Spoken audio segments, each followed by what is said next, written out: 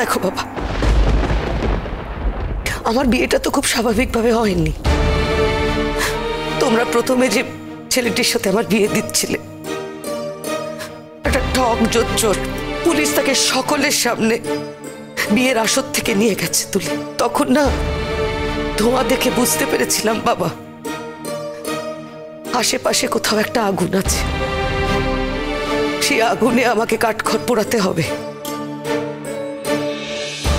এই বিয়েটাকে সামাজিক স্বীকৃতি দেওয়ার জন্য আমাকে অনেক কাঠখড় পোড়াতে হবে। কিন্তু বাবা, আমি আর হার মানব না। তুমি মনে রেখো, আমি কিন্তু তোমার মেয়ে। এই বৃদ্ধ বয়সে তুমি এই অপমানটা আমাকে করতে পারো না নতুন। এই আঘাতটা তুমি আমাকে দিতে পারো না। অপমান আর আঘাতের কোনো বৃদ্ধ বা তরুণ হয় না ঠাকুর মশাই। শুধুমাত্র আপনি বৃদ্ধ বলে আপনি আঘাত সইতে পারবেন না, আর আমি অপেক্ষাকৃত তরুণ বলে আমি সমস্ত অপমান, সমস্ত আঘাত সইব, এর কোনো মানে নেই। আমি না বুঝতে পারছি না যে সকলের সামনে একজন মহিলাকে এভাবে কেন অপমান করা হচ্ছে। যে শাখাপলা পরে দাঁড়িয়ে আছে, সিঁদুর পরে দাঁড়িয়ে আছে, তাকে বলা হচ্ছে সে আমার কেউ হয়ই না। এই কথাটা সেদিন বলেননি কেন নতুন কাকু? ওনার যখন এতই আপত্তি, তাহলে সেদিনই বলতে পারতেন। আমরা তো সকলে সাক্ষী ছিলাম, উনি তো একবারও বলেননি এগুলো কিছু। একদমই তাই। তোমার যখন এতই আপত্তি আছে বা আপত্তি ছিল, সেদিন বললে না কেন? তখন বললে না কেন? বুবলাই, আমি তোমাকে আমার বিষয়ে কোনো কথা বলতে বারণ করছি। এর আগেও তোমায় বারণ করেছি, আবারও বারণ করছি, আমার কোনো বিষয়ে তুমি মাথা গলাবে না। তোমার কোনো কথার কোনো দাম আমার কাছে নেই, কথাটা মাথায় রেখো। আপনাকে একটা কথা বলছি ঠাকুর মশাই, এইভাবে দুটো মানুষকে জোর করে একসাথে রাখতে দেওয়া যায় না।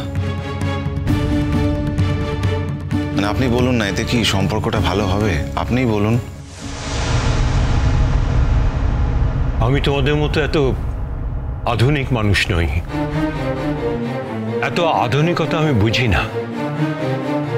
আমি মনে করি সকলের সামনে স্বতন্ত্র যখন আমার মেয়েকে বিয়ে করার সম্মতি দিয়েছে, কোনো প্রতিবাদ করেনি, মান্যতা দিয়েছে, তখন আমার মেয়ে তার স্ত্রী।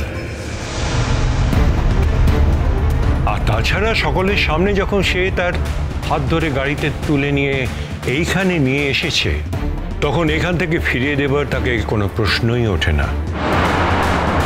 ঠাকুর মশাই, আমরা গ্রামে থাকি বলেই কি আমাদের এই অপমানটা মেনে নিতে হচ্ছে আমাদের মেয়ের জন্য? আমরা কিন্তু এই অপমান কিছুতেই মেনে নেব না। আপনাদের যা ইচ্ছে আপনারা করতে পারেন। মনে রাখবেন, আপনি যেমন আইনের কাছে যেতে পারেন, আমিও তেমন আইনের কাছে যেতে পারি। আইন দিয়ে সবকিছু হয় না বাবা। আমি বিশ্বাস করি আইন দিয়েই সবকিছু হয়। আমি বিশ্বাস করি আপনারা আমার সঙ্গে প্রতারণা করেছেন, ফাঁদে ফেলেছেন আমাকে। তুমি এত বড় কথাটা বলতে পারলে?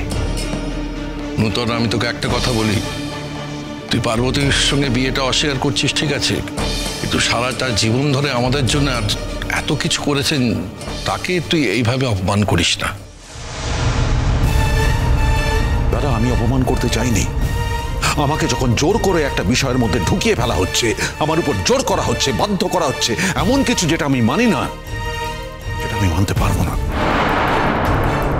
তা তো আমি প্রতিবাদ করবই। আমার জায়গায় তুই থাকলে কি করতিস? মেনে নিতিস এইসব? বল আমাকে, মানতে পারতিস? নতুন, তুমি তো একটা মাত্র কারণে এই ব্যাপারটা মানছো না, শুধুমাত্র একজনের জন্য। তুমি তো দুনিয়াটা ছাড়খাড় করে দিচ্ছ। কমলিনী, আমি তোমাকেও বলছি, কিরকম মানুষ তুমি বলো তো? তুমি একটা মেয়ে হয়ে আর একটা মেয়ের এরকম দুর্যোগ দেখছো, এরকম দুর্বিপাকে পড়েছে, তুমি দাঁড়িয়ে দাঁড়িয়ে দেখছো। তুমি কি মনে করেছো তোমার জীবনে এরকম দুর্বিপাক কখনো ফিরে আসবে না? অনন্যা দি, অকারণে তুমি আমাকে এই খারাপ খারাপ কথাগুলো বলো না। তুমি আমাকে অনেক খারাপ কথা বলেছো, আর আমি সেগুলো চুপ করে শুনেছি, অনেক কথা আমি মেনে নিয়েছি। কিন্তু আজ আমার চুপ করে থাকার কোনো কারণই নেই। কি ভেবেছো তুমি? তোমার দেওরকে আমি বিয়ে করার কথা বলিনি? বারবার বলেছি। তোমার দেওর কি ভাবছেন, ওনার মনে কি আছে, সে দায়িত্ব আমার নয়। শোনো অনন্যা, আমরা অনেকক্ষণ থেকে অপেক্ষা করে আছি শুধুমাত্র এই কথাগুলো শুনবো বলেই।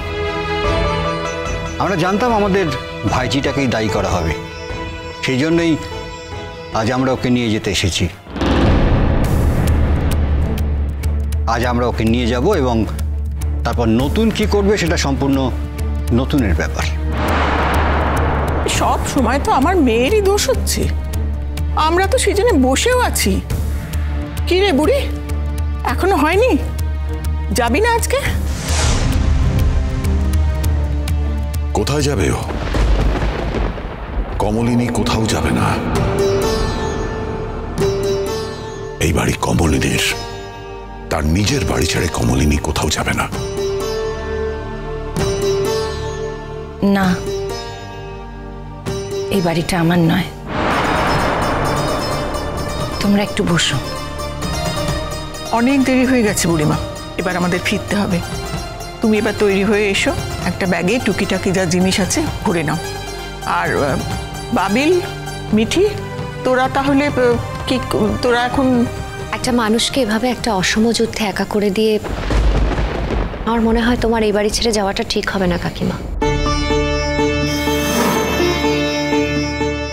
একটা কথা ভেবে দেখো, আর যদি তোমার জীবনে এরকম কোনো ঘটনা ঘটতো আর নতুন কাকু যদি তোমায় ছেড়ে চলে যেত, তুমি কি ভাবতে?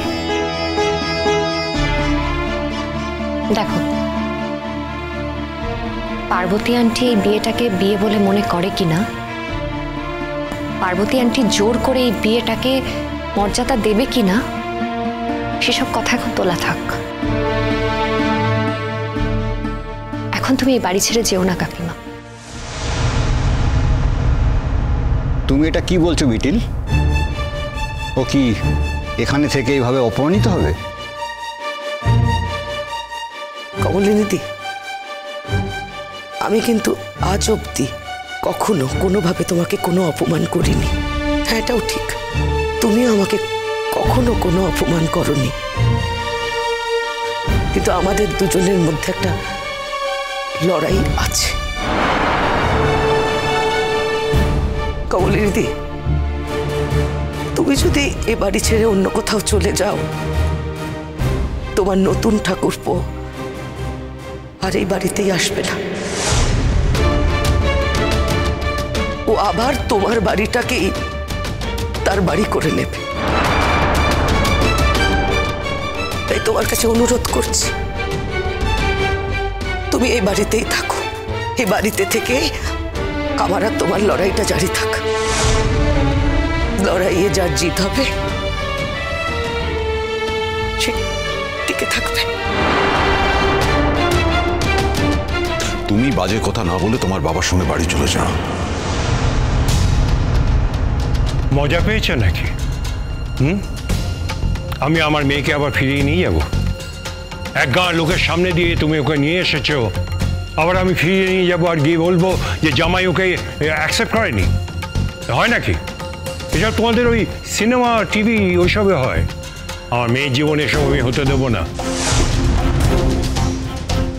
আমি কিছুতেই বুঝতে পারছি না এই ব্যাপারটা কতক্ষণে থামবে।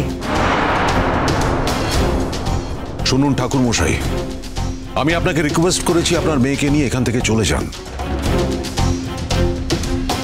এরপরে যদি আপনি আপনার মেয়েকে নিয়ে না যান, তাহলে তার দায় কিন্তু আমার নয়। হ্যাঁ, আপনারা যদি মনে করেন যে আপনাদের আর্থিক সাহায্যের প্রয়োজন, আমায় বলবেন।